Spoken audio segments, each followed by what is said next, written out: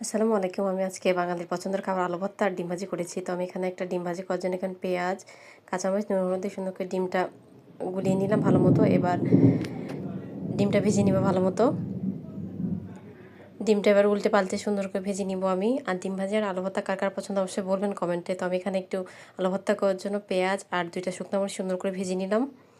শুকনো মরিচ দিয়ে কিন্তু আলু ভর্তা করলে অনেক মজা লাগে। তো এখানে নুন, পেঁয়াজ আর শুকনো মরিচটা আমি সুন্দর করে মেখে এবার আলুটা সুন্দর করে আমি ভর্তা করে নিব একসাথে সবগুলা। আলুটা মেখে নিব।